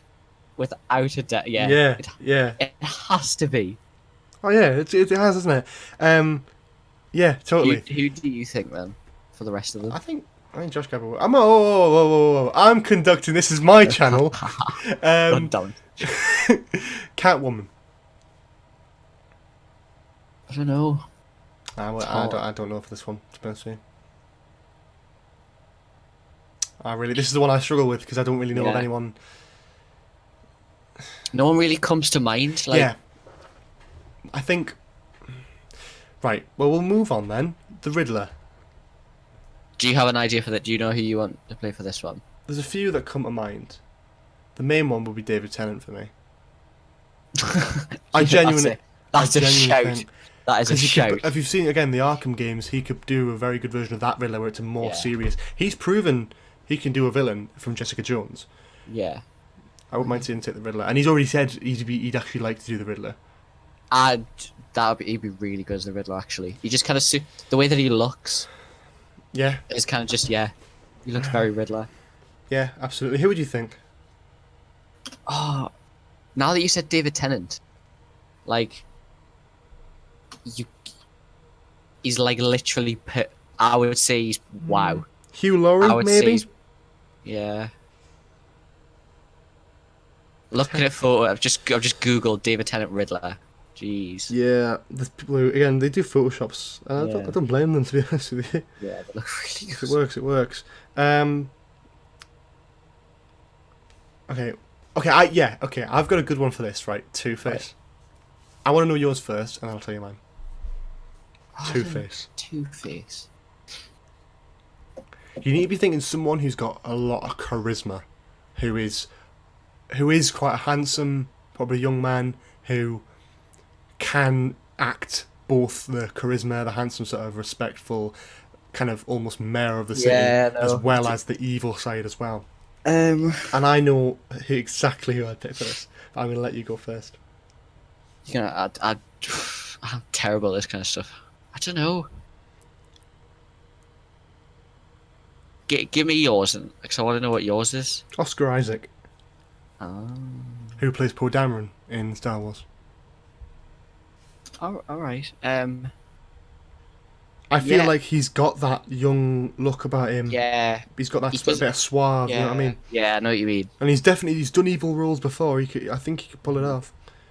Oh, that'd be good. Oscar Isaac would be good. Yeah. Who would you pick? Or would you just go for the same one? I no idea. And I can't. I think again, Mad Hatter. I'd only pick one as well. I'd probably go for Andy Serkis. Yeah. I I think he could definitely do it. He's small. He can. He's done Gollum. I mean, come on. He needs to be. He's Mad Hatter. He needs to be mental. I can't Yeah. think for Firefly because he's got a mask on. Although Yeah. a shout. Although it's not been confirmed that this person's in the film. Dave Bautista is Bane. Yeah. How do you feel about that? That would be amazing. I'd love that. Yes. Talking of fan castings, the one that always strikes me because is interesting. Mhm.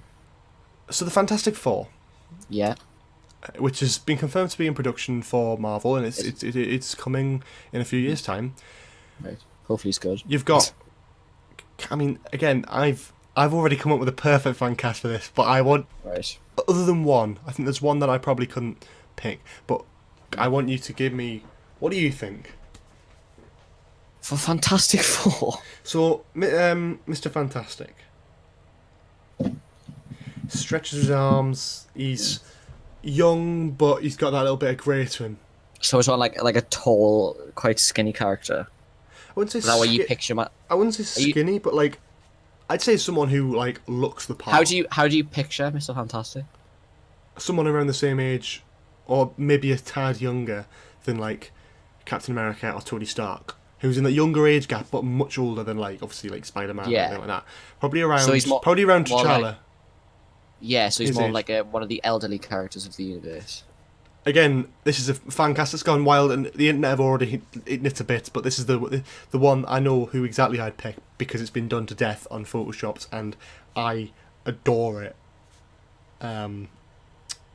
But it's a bit of an old one. But John Krasinski or whatever his name is, I'll mess that up. I think he's done. Yeah, you know who I mean. But if you Google, Yeah. When you Google Mr. Fantastic, one of the first things that comes up is his name. and he's married to Emily Blunt, who Yes. very easily could play Susan Storm. Yeah. And then, I really don't know who you'd what's his name again now? Is it Johnny? Johnny Storm? Yeah. The one who turns into fire. Yeah. Who would you pick for that?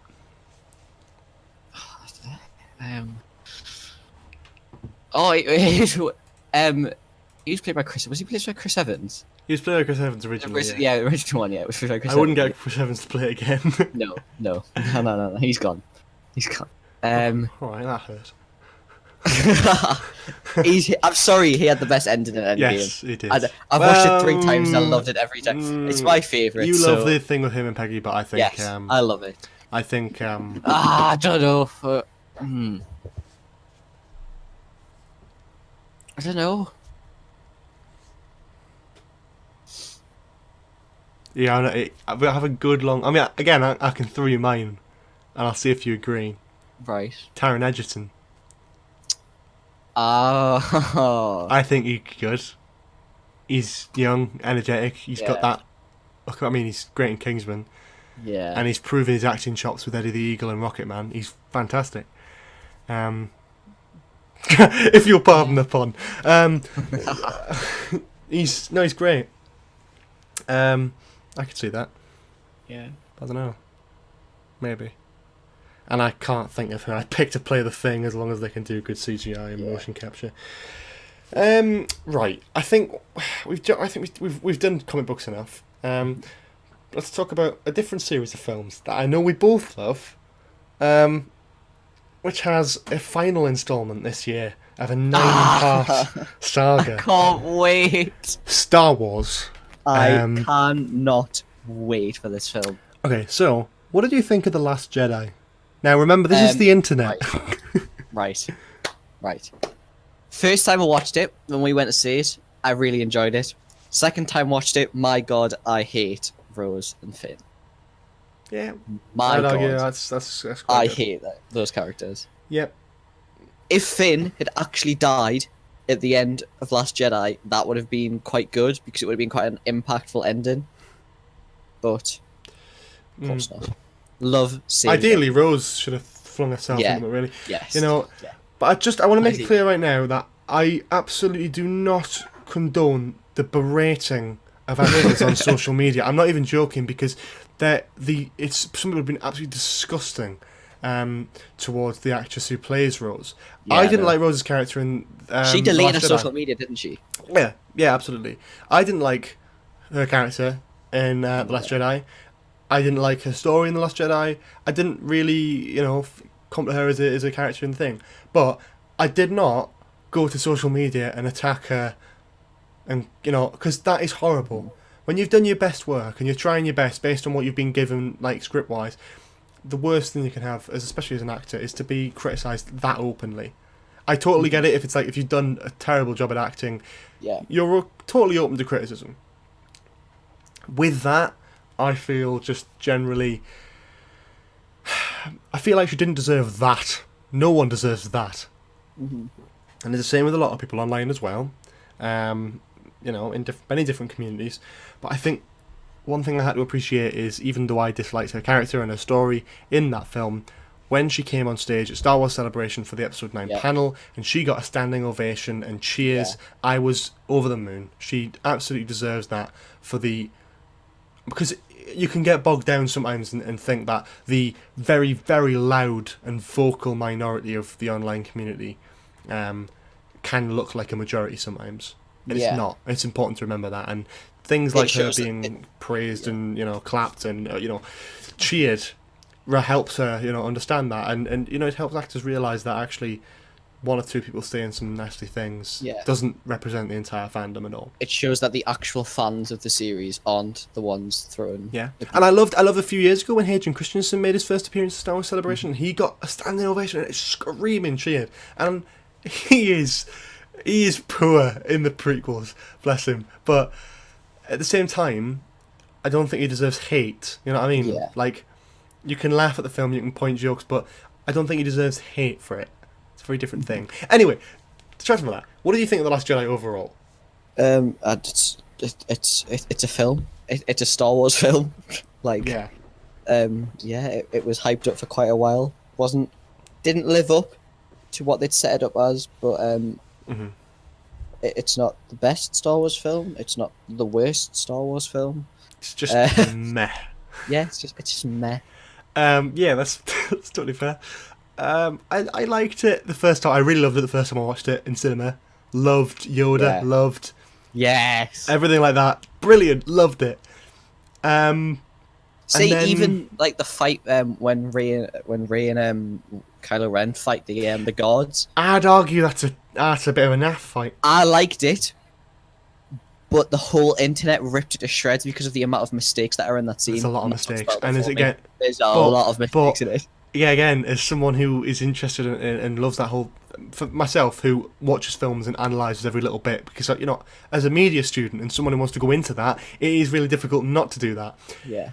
Now that I know that, and if you aren't aware, by the way, the magical disappearing sword, that's a thing. Yeah. One of the guards has two swords, and when they get hit, they get blocked by one, and the other one just disappears. Just disappears because it's convenient for the the whole choreography of the fight. Doesn't make much sense. But yeah. What did you think of Snoke's death? My problem with that whole film is that a lot of the questions that they left unanswered in episode 7 were just completely brushed to the side. We didn't know who Snoke was. Snoke gets killed off. That's what you get. That's what you get when different storytellers tell the same trilogy, though. That's always what you're going to get. And you shouldn't have done it. I was like, my biggest thing coming out of episode 7 was I want to know who Rey's parents are. Rey's parents are Junkers. I was like, oh my god. Not necessarily. Let's see. But then this is the other thing that I see is that her parents aren't Junkers. There is no way on this. There's no way in that universe that her parents are Junkers. She's a clone. No way. She's a clone. I'm calling it now. She's a clone taken from Luke's severed hand. All right. That's my guess. That's fair. Because there's that again, there's no reason. I'm sorry, but if you look at the episode 9 trailer and you look at the flashback sequence from episode 7, the ship is the same ship. The ship that flies off and leaves Rey on Jakku is the same ship in the trailer from episode 9. I think it's got to be related. I know they won't want to retcon anything, but very easily, Kylo Ren might not have even known about her. Yeah. Like, if he's looking into her mind, he's just like, yeah, all I can see is Junkers, And that would help you join me. I can just persuade you. Like, you have nothing to look for. Your family are useless and broken. Yeah. But I can help you. Come on. Come and take down the rebels with us. I don't think her parents are Junkers. There's no way. I don't think it. I can't believe that. How do you think they could bring the boy back? I love him. Ian McDermott. Mr. Sheev Palpatine himself. So I'm trying to avoid spoilers and leaks for like every film that's coming out at the moment, and one slipped underneath my radar and I read something saying that apparently, I've probably heard of this as well. apparently it's going to be him in like a younger host body. Again, don't know if this is true. This was an supposed leak. Well, I've the heard a film. very similar thing to that. Yeah, that is going to be a younger, if not version of Palpatine, or just, or I've heard that it's going to be a host body. And apparently the full script's been leaked as well. I heard that I heard that on the internet. Apparently the full script's been leaked. That's not that one. I was like, whoa. What I've heard, and it's very similar to what you said, so it's not really that much of a spoiler, but the idea is that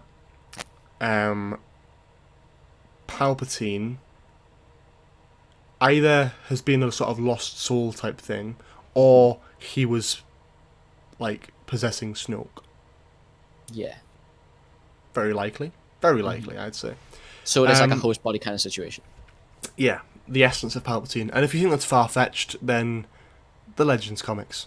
Just read the Legends comics, and then tell me that's far-fetched, because it's really not. Think about it. I mean, it's only far-fetched because it's a new film. If you've been born and you watched all the Star Wars back to back, you'd be like, oh, this is cool. Mm-hmm. But because it's an upcoming film, this is a rumour, you're like, oh, that's a bit... Yeah. But the idea of it would be that a character is a sort of accolade for Palpatine, if you will, who is helping collect things to bring him back, and the presumption is by the end of the film a host body sort of infected by Palpatine's essence will take over a body who will then fight against Rey and Kylo Ren, who will join sides, and I think Rey will die. Really? I think Rey will die at the end of this. I think that would be the biggest twist they could do. Biggest curveball. Yeah. Yeah, because it's I'm Rise of Skywalker. Like the Rise of Skywalker. I think that's personally down to Ben Solo. I think that's him. He's technically somewhat of a Skywalker, and I think him rising up from the dark side, and I think that'd be really, really fitting. Mm-hmm. And I'd love to see maybe the last shot of the film of him standing on, I don't know where, but to light his lightsaber and it just be a green one with like the hilts. That would be amazing. Could be purple.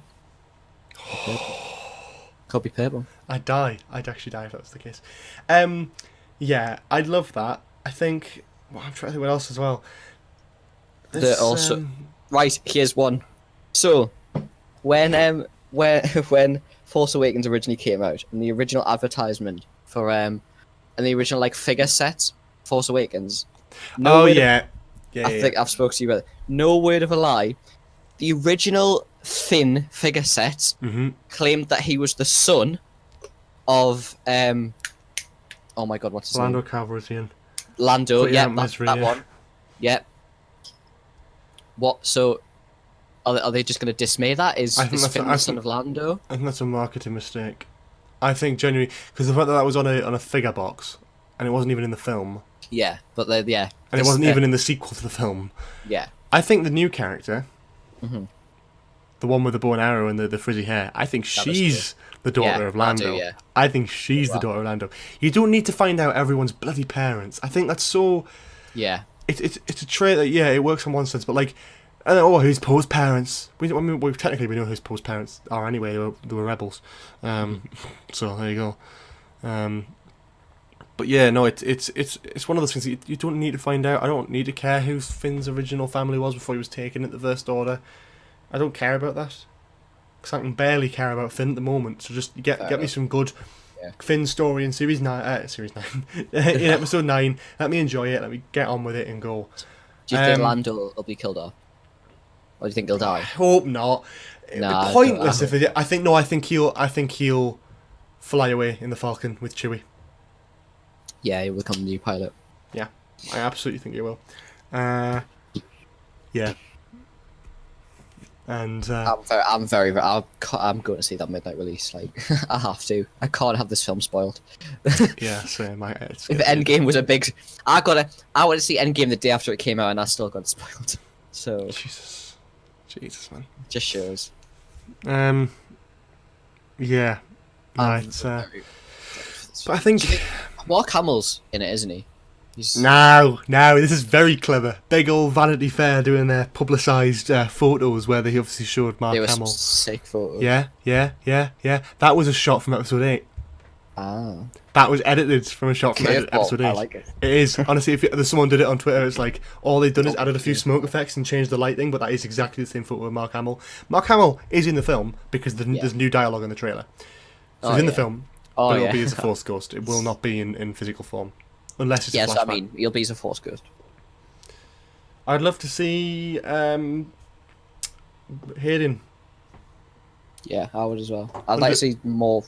I'd like to see more Force, more Force Ghosts of people that we haven't seen yet. Because we know Qui-Gon can do it. Never seen him. I'd love to see Liam Neeson back as Qui-Gon. Never seen.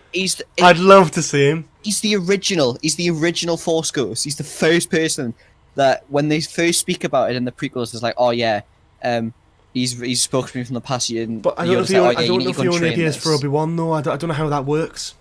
He doesn't appear for Yoda. No, he doesn't. He does in the original prequels. He says like, learn the ways of being able to communicate and that sort of thing. When he says to Obi-Wan, when you go into exile, use your training, speak to him. Yeah. I don't think it's implied. It's never specifically stated that Yoda's actually spoke to him.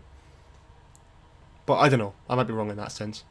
But yeah, it's interesting though. I don't know where the episode's going to go. I just hope it's good. I still really wanted. For me, my big thing, my dream scene for this film was the opening scene would be Rey building her own lightsaber with the staff that she's carrying around since episode 7. I know, but that's what I'm saying. It's not going to happen. But my dream scene was until the trailer came out of her building her own lightsaber. But of course now it's been shown that she's still got Luke. So they kind of had to because obviously it's the last part. They couldn't just throw it away again. I would love to see that. I want to see someone construct a lightsaber so badly. It's never been shown. Deleted scene in episode 6. It's been shown once. It's been shown once in Rebels. No, deleted scene in episode 6. Yeah, I know, but it's not actually being like the actual like full-on final cut of the films. Yeah, I know what you mean. Star Wars is. I don't know if you've seen all the. There's reports about what's going on in Star Wars at the moment, and basically what they're saying is that they're potentially not doing any more films based on individual characters. Right. Instead, keeping the films to epic sagas, so trilogies. And then they're going to take all the original characters, the things, and make them into Disney Plus TV shows. Mm-hmm. The Mandalorian has had incredible reception. That's what I'm excited for. Because The Mandalorian takes place after episode 6, I think. So, we might get to see the rise of the First Order, physically. And I can't wait to see that. It's going to be amazing. The Mandalorian, we've got the Cassian Andor series as well. Mm-hmm. Which is based got the new game coming out. Yes, the new game. That's also canon as well. I'm looking forward to that. New Clone Wars as well. Yes, of course. That'll probably. I hope that ends with them going to save Palpatine from the ship. That'd be good. I hope that's where it ends. They should try. I think they should try and intertwine some stuff because I think there's a lot of gaps at the moment. Like for example, I suppose I mean. For example, what the Battlefront 2 campaign did, that was brilliant. That was fantastic. But you find out how they get the plans for the big ship, and that's how they learn to destroy it. Yes, that was good. That intertwines. That now goes in my head. Oh yeah, that's cool. I like knowing how that works. I'd love to see loads of stuff like that. I think Jedi Fallen Order is going to have a lot of stuff in it that will be new to canon. Mm-hmm. It's already been confirmed. I think you can customize your lightsaber color with new colors, and obviously that's new to canon, as in yellow and orange. Damn, damn! As a person who enjoys the lore behind the lightsaber color, that's interesting. Yeah, it is indeed. It's going to be taking place after in the gameplay reveal. We've seen Saw Gerrera, which is interesting. and then there'll probably be some more stuff as well. Guarantee Vader will appear. Yeah. This is something actually talking about Star Wars video games just quickly before we sort of talk about YouTube and then wrap up. The Vader VR game is canon. Right. I haven't played it myself. I'm intending to at some point. But that, I don't know if you've seen, there's a channel called Star Wars Theory. You probably have seen it. Yeah, He did a I have, fantastic Vader fan film. Yeah, it's brilliant. Have you seen he's working on a sequel to it? Yes. And I've been watching for ages. I've watched it for Yeah, absolutely ages. but he's done a recent video about the VR game. Right. Yeah. Where, I don't know if have you seen this or? No. Because I haven't watched many stuff because it's all about the leaks for the new film, and I'm trying to avoid. Oh, fair enough. Yeah, that's fair. But yeah, no, he's playing through the game, and obviously with it being canon, So it is actually confirmed. confirmed to be canon. Right. And it's a bit of a most of the main story is just a bit like you're like a son of you're like an ancestor of a certain race, and you have to use that race, and that race was the race that turned Mustafar into a lava planet. No, it's like origins of that. Darth Vader's in it, but Darth Vader's talking to someone at some point, and you see this someone. You don't see who it is. No, I don't think it's a hooded figure, but it's someone in like a big cloak and all that sort of thing. And the voice, to me, and to him, and to most people, I would say, is unmistakably Snoke. I'll have to have a look. I'll find this video and I'll share it with you. Because Actually, we'll go through it after. We'll go through it after the podcast. yeah, but there's a big thing about the crystal that Snoke's wearing. You know, the black one that makes the. He black got it from lightsaber. Mustafar. Yes, he got it from. So based on he the would Mina have to, comics. It's in Mustafar. Exactly, yeah. But that's what I mean. So this could be Snoke, but it's When was this game released? This was very, very recently, but it's episode one of game. episode one of something. It's a new VR game, what's great as well. Vader takes his helmet off and he sounds a little bit like Hayden Christensen. It's actually really well voice acted as well. But Are the Vader comics canon as well? I couldn't tell you about comics. I have absolutely no clue. No, there's Vader comics, but I don't know if they're canon or not. I don't know. I honestly have no lot idea. of the Vader comics. Just pretty worth googling. I don't know.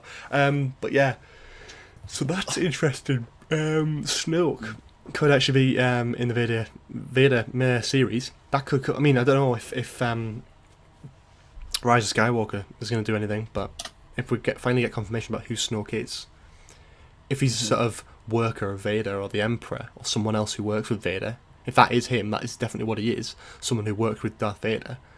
The new series of the Marvel, the new series of the comics, the Star Wars comics are indeed canon. Ah, yeah. So from a certain point, all that, yeah. Interesting though. I don't know. But yeah, no. If that is Snoke, then he's a sort of worker with Darth Vader, meaning Palpatine would know who he is, meaning Palpatine could very easily take control. Because if Snoke was just a sort of sidelined guy who worked for the Empire, or worked with the Empire, or worked with the Sith in the Empire, so he's not actually this big hierarchy character. He's just. He might be, but nobody might be. That's what I think. Because most Empire people didn't look like that. Yeah. He looks very similar, like Palpatine and all that sort of thing. I think he's one of those kind of people who has Force abilities, all that sort of thing, but is sort of hiding in the background, sort of pulling the strings a little bit. And maybe Palpatine's used that, or maybe it's just Snoke, or maybe he's not influenced by Palpatine at all, and maybe Palpatine's essence is still on the Death Star, and actually Snoke is just rising to power by himself. Because if you think about it, if he's a dark kind of Sith Force user, then he, in theory, probably would take up the Empire and bring it all back, and employ an apprentice. That makes sense. You know what I mean? I know in the comics that Vader does actually have an apprentice in the comics, and because they are canon, it means there's quite a few. There's loads of them in it. Yeah, it's not before loads of times. I'm trying to think what else though, because there's something about Palpatine. And it's just skipped my mind. It was, but yeah, I think with Snoke, that doesn't make sense. I don't think he is possessed. With just in terms of Rise of Skywalker, before we move on very quickly, I believe there's been talks about it. Actually, that's not Endor. That's actually Yavin 4. So that's actually the first Death Star, not the Death Star the Emperor was on. that's what I asked. That was the first question I asked, was which one is it? Which Death Star is it? Yeah, fair enough. I think it's the first one. Yeah, I think it might be. I think that's Yavin 4, because that would be great to go back to Yavin 4 as well. Yeah. But yeah, we'll see where that goes. Anyway, I think that's it. So we've covered Westworld, we've covered Marvel, DC, Star Wars, Doctor Who. Where are we going to go now? About 10 minutes left of a 2-hour podcast, which is great. Thank you for joining me, by the way. It's been a pleasure being the pilot. YouTube. Are we going to say what we've got planned? Or Not everything. I think we can probably Right. talk about a few things. So I've talked about a few things on stuff before.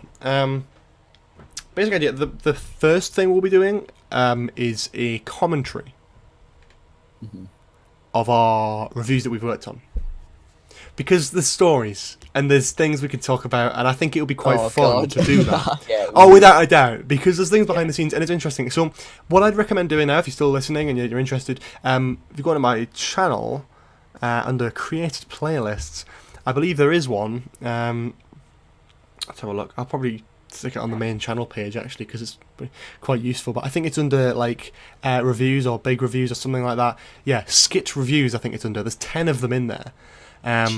All of which either me and you, or one or two of them might have just been me, worked on, and we'll be going through each of those, all the ones we worked on together, and doing a sort of commentary track for each one, talking about all the behind the scenes stuff, talking about bits and bats, and I think that'll be really interesting. I'm really hoping people enjoy that, because that actually is something I'm really looking forward to jumping on and doing myself. I absolutely love them. They hold a special place in my heart. We've done a lot with them, and I feel I am proud of them, and there's a few of them I am proud of, but there's definitely like big flaws in there that I'm like, oh god, I really wanted to rip this apart. And then there's just funny stories behind some of them. Like, yes, there is, like Westworld, for example. Oh my which god, was no, horrendous. don't. But we'll talk more about that when we actually, we sit down and we do a commentary track. I don't know when we'll be recording that, but we'll talk about that after. Yeah, I think so. We've got that coming. And then we're working on a Marvel project, which will be hopefully a sort of review thing of each of the Marvel films, phase at a time, a sort of phase per video. We'll start with phase 1. They'll be very spaced out, I would have thought. Phase 1 will probably be the first one, and then it'll be like a month later, we'll probably get phase 2, and then we'll have phase 3. We'll sort it out a bit like that. Because it take a while to film. And we also want to do some Doctor Who stuff as well. Yeah. I know there's one that you want to do. Oh, that's one that I really want to do. I don't know if it's the same one we're thinking of, because I've named 2. I don't know. Well, I want to do The End of Time. Yeah, that's what I was thinking of. But and I've got a few basic ideas. But we'll not. I'm not going to confirm when that's going to happen. Whether it's happening, all that sort of thing. But in regards to the future of YouTube, collaboration projects will be very fun. I think we've got. We're both off now. Cooper's finished his GCSEs. I've just finished my A levels. We're both very much free to just do lots of YouTube stuff. It's very exciting. So yeah, that should be enjoyable. And we'll see where that goes. But yeah, no, I'm very much looking forward to that. I'm very looking forward to It's doing gonna be these. good. Especially the commentary one. That's what I'm most looking forward to. Yeah, surprisingly enough, that is one that I'm really actually looking forward to, because I think people would find that quite interesting as well. In regards to like, I don't know, like I suppose when it comes down to like that sort of thing, it's just interesting. And I know not many people will probably have much of an interest or watch it, but people who've watched, especially the Woman Who Fell to Earth review, which, not to gloat, banged in views. It's like, I'm sure there'll be somewhat of an interest there. I mean, that got 12,000 views. Filming that review. That was that was difficult. I could have fallen and like broke my neck filming that review. Oh yeah, because you were standing like above on the with the green. Talk about that. Yes. Okay. Yeah. We'll save all this for the actual commentary video. But yeah, that's that is that. I think. Yeah, I think that's what we've got planned. And then we've got like a Marvel thing, and then a bit more of a Doctor Who thing. Yeah, but we'll see what happens. You can. I'm allowed to leave your Twitter, aren't I? Yeah, you can follow Cooper's Twitter. I've put there'll be something on the screen. Hopefully, you can check that out and follow him on Twitter, because he might end up posting stuff. I probably will, yeah. And if you want to follow me on Twitter as well, you can. Also, link in the description and probably on screen as well. Because I'll be posting stuff. Because when we go through these sort of review things, I do quite enjoy posting a few pictures and stuff on. I mean, when we were doing the Woman Who Fell to Earth one, and I had there was a photo of me dressed up as Jodie Whittaker with the goggles on, and that went on Twitter. And people loved that on Twitter because it's great, because it's like a little bit of behind the scenes thing. People didn't really know what was going on, but yeah, that's something I'm looking quite forward to. But I think in regards to the rest of it, we'll just have to wait and see. But yeah, so that is that. We've covered pretty much everything I want to cover, really. Is there anything else you want to talk about, or? I'm very excited to film these reviews. They're always my favourites to do because it's always a good laugh. It is always a good laugh. I do really enjoy them. Actually, they're great to do. I mostly enjoy the filming, opposed to the editing, because that takes forever. But again, we'll get onto that on the commentary video. That's why we're not doing another. So we're going to wait and like a 10-second Star Wars review. So. Yeah, yeah. We'll talk about that on the commentary video. Their stories, but, yeah, exactly. There's some good stuff there, and I think that'll be quite interesting. So stay tuned for that. But we'll probably do that in person instead of over Discord. It'll probably be easier. Yeah, we will. Yeah. So that's Thank you very much for having me. Yeah, well, thank you very much for coming on. It's been a great one. I thought it would be great to have the first episode with someone who I'm not just trying to like interview and find loads of details about, just kind of just talk and chat and just chill, so everyone can kind of get a vibe about what this podcast is going to be, what it's going to be like, what it's going to look like, how it's going to be. I really, really, really do hope you've all enjoyed listening. I doubt you've listened the whole 2 hours, but if you have, thank you for sticking around. All my social media links are in the description below. Cooper's is also in the description below. If you want to get some exclusive early access content, all that sort of stuff, help out with the channel and support it for a minimum of $1 a month, you can check out the Patreon page, which again is linked in the description below, as is everything. It also, there's loads of other stuff as well. You get like a Discord tag, and it makes your name orange, and you get that. There's loads of lovely stuff, but check out the details to that again are in the description. And I have got a store as well now, so you can check out the store. And there's 4 designs on there currently. I don't know how many there's going to be when this goes out. I should stop talking. There's a store. Check that out if you want to get some stuff. It's always fun. And yeah, if you're a $10 Patreon or more, you get a discount code, so that's always fun as well.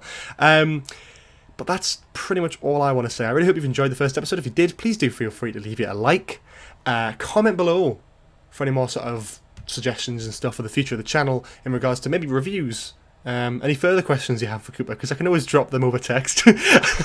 And yeah, feel free to share this around as well, because it's just something I'm trying to get off the ground. A little bit of a podcast, a little bit better than the COD pod, hopefully, and then yeah, it should be good. So yeah, see you all next time. Have a lovely day. Bye bye. Goodbye.